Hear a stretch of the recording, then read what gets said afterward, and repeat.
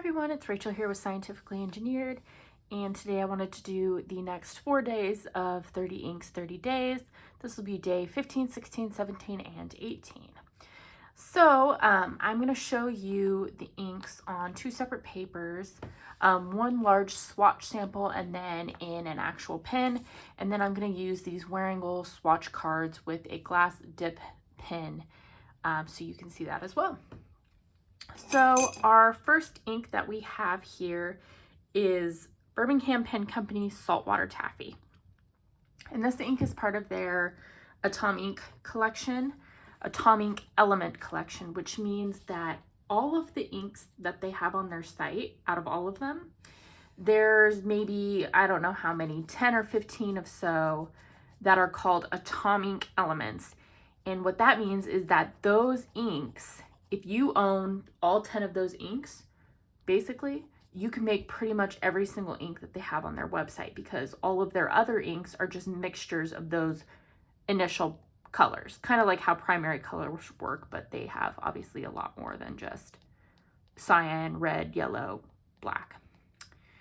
So Saltwater Taffy is a peachy, corally color. It is incredibly wet. In fact, I would consider this one of, if not the wettest ink that I have.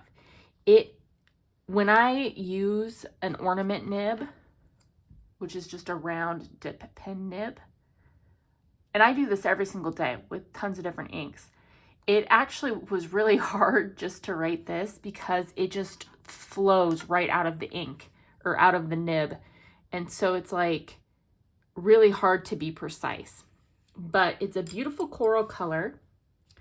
Let's see, Saltwater Taffy is a really cute name also, in my opinion, and it's very fitting. I know in Bodega Bay, California, if you have ever been, there is a Saltwater Taffy station, and if my memory serves me right, it's the outside of it, it's like a wooden building right on the bay, right above the bay, and it's this color. It's painted coral bright saltwater taffy pink. So I thought it was a cute little name for it. This ink I put in a fine nib Twisby swipe. And it performed well. It's not showing up great on camera, but in person this is totally legible. And again, because it's such a wet ink, even though it was a really fine nib, it flowed perfectly fine. Here's what the ink looks like on Cosmo Air light paper, and I'll compare it to Tomoe River. So this top paper here is 52 GSM Tomoe River. This bottom paper is Cosmo Air light paper. The Tomoe River is pretty stark white. The Cosmo Air Light is slightly off-white. I wouldn't call it cream. I'd call it off-white personally. So as you can see, it's a soft pink. It leans more pink than coral on all paper, I would say, but it does have a little bit of an orangey undertone. And this is what it looks like on the wearable swatch pad. It actually is coming up a little bit more orange tone on this as opposed to the Tomoe River and the Cosmo Air Light. So that's day 15. Day 16, I moved into their next ink, which I have is called Armadillo. Again, just the most adorable names. I adore it. This ink, when I first did the swatch up here, I was like, oh no, I must not have cleaned my nib because it's coming out pink and it shouldn't be a pink ink. But I cleaned out the nib, I wrote it, I rewrote it and everything, and I'm like, oh no, this is just an awesome, if you could see it, chromo shading ink. It's a gray / pink with a little bit of purple, and it's gorgeous. This is probably one of my favorite inks from their collection. And I've used it before, but I think I just like did a quick swatch and didn't wait for it to dry and was like, yeah, this is a standard gray, and moved on, but it's not a standard gray. This reminds me of some of the Ink Studio inks from Sailor. Here's what it's like on Cosmo Air Light. What Cosmo Air Light does to the inks, I find, is it kind of dims them a little bit. It makes them a little bit more subdued. So in this one here, I can still see that it's a gray. It definitely shades, and I can see the pink undertones, but it's not as pronounced as the Tomoe River paper. And so now let's go ahead and try and see what it looks like on this wearing gold paper. Armadillo I did not find to be overly wet, but it was also not dry. It actually behaved really well. I had it in a TWSBI Eco Fine nib pen, and it works great. It actually was really well behaved. Not dry, not wet. I am really a fan of this ink. I think that they did a really good job formulating it. So now on the wearing gold paper, I'm also feeling like it's darker and it's a little warmer toned is what I am seeing so far. So this was Birmingham.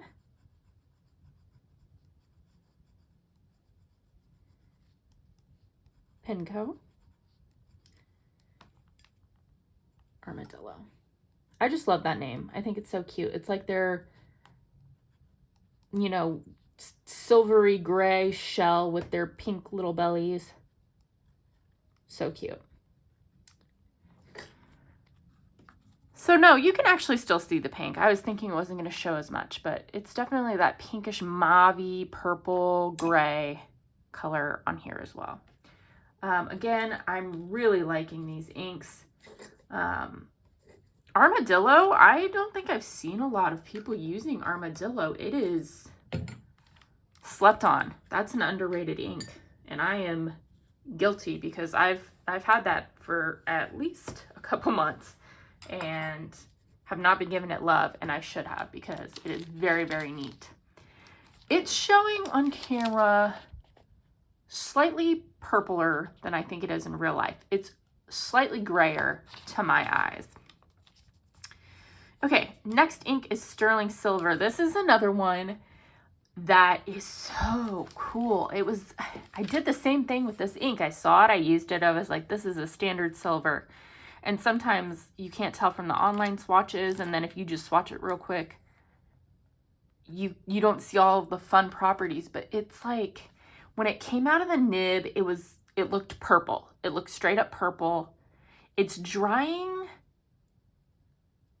like a stone gray blue, and it shades differently.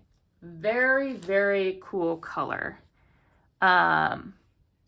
It matches pretty well on the Cosmo Air Light. I think you can see a little bit more how it came out a little bit more purple. So when it comes out of the nib and is still wet, I find that it looks a little bit more purple, and then it dries that darker silvery blue. This ink, like Armadillo, I found to be, see what I mean? Oh, you can't see because I'm not on camera. Let's get on camera. See how purple it is when it comes straight out? It's like a purple red. And then it dries to that silver. Awesome ink. I love when ink has really unique properties because it's like, to me, that's part of the whole fun of using fountain pens is the fact that you're not just using, you know, boring regular colors that you could get in a ballpoint or even a gel pen. You know, you could get fun colors but more standard in a gel type pen or a rollerball pen. But with fountain pens, since you've got like such like a wet lubricated ink, you're just able to get so much cooler properties.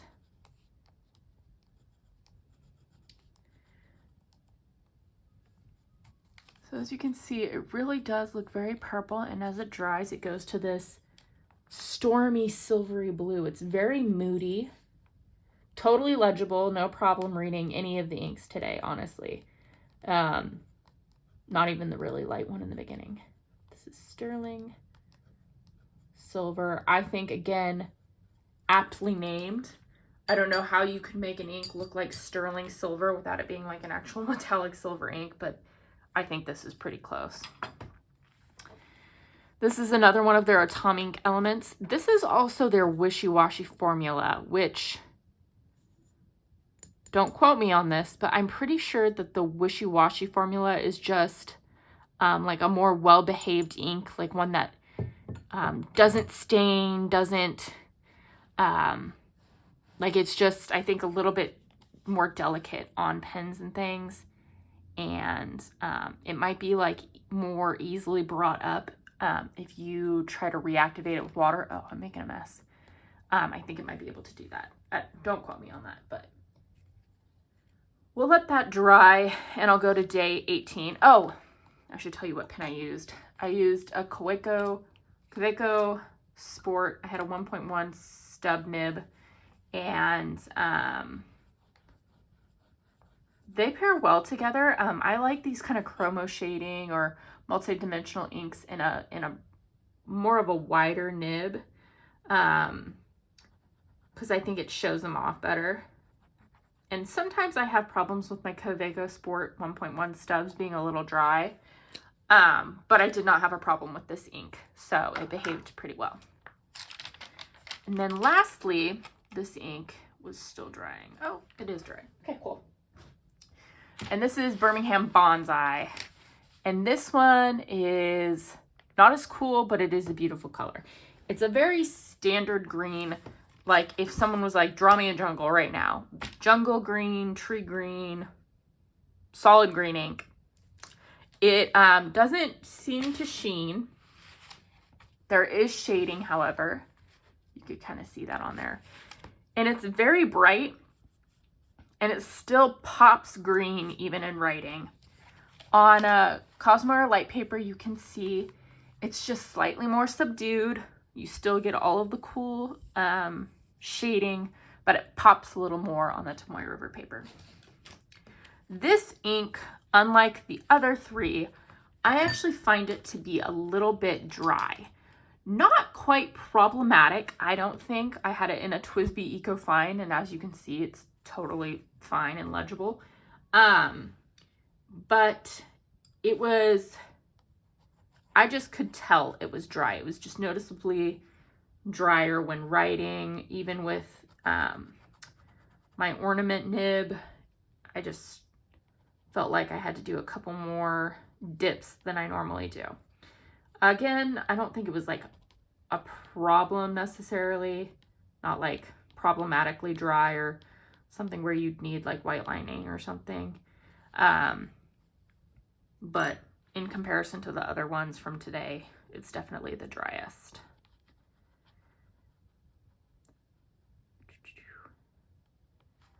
This is one of those inks, I've said this before, from Birmingham, and I'm going to put a little bit more on this, but it has that neon green element. So whenever you activate it with water, it turns just like radioactive green. So there must be like a yellow undertone that's doing that. It's really neat. I love it. Okay, so last swatch card. Birmingham Pen Co. Birmingham Pen Co. is cool. I don't think I've said this yet in this video, but it's two brothers that run pretty much the whole thing. Sometimes you'll get a letter from their mom in your shipments that say that the mom packed the orders, but it's very, very small operations, just the two of those guys. So if you order from them, be prepared to wait. It does take quite a bit of time. I personally think it's worth it, both because I think these inks are very unique and fun. They give you generous quantities. They're priced well. They often have sales. Again, unique colors, unique names, and you're supporting a small business. But there is a wait time. So if you are wanting your inks ASAP, they're probably not where you want to go right now. Maybe eventually they'll get there, but right now, no. So here are the 4 swatch cards. Again, just awesome inks. I'm just loving them. Saltwater Taffy, Standard Coral Pink, Birmingham Pen Co Armadillo. I'm in love with this ink right now.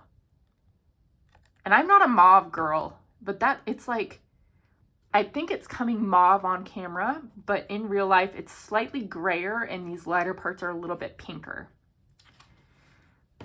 This sterling silver hasn't dried all the way, but I actually kind of like that because you can see, look how purple or pink it looks wet, and then how it totally dries like a slate gray. Very cool, very cool. And then Bonsai, you're not going to see anything much more interesting as this dries. Standard green, not really any sheen, but there is shading. Very legible, pretty color. So yeah, that was day 15, 16, 17, and 18 of Ink Journal's 30 Inks 30 Days Challenge. If you want to see them real time, not like as a recap, I do post YouTube Shorts and Instagram Reels and TikToks each day of me doing a swatch of each of these inks. So I'll continue doing that over there, and I'll see you in about 4 days with the next 4 inks. If you're doing 30 inks 30 days, please feel free to drop your handles. If you're making videos in the comments, I'd love to see some of your videos. I love September. What is it? Every month with 31 days, I think he does this. So 30 days has September. So say April, June, November, and September. He has these 30 ink 30 day challenge. And I love them. All right. Thanks, y'all, for letting me ramble to you for 17 minutes. Goodness gracious. Hope you enjoyed this video, and let me know if you've tried any of these inks and what you think about them. All right. Have a great September. Bye.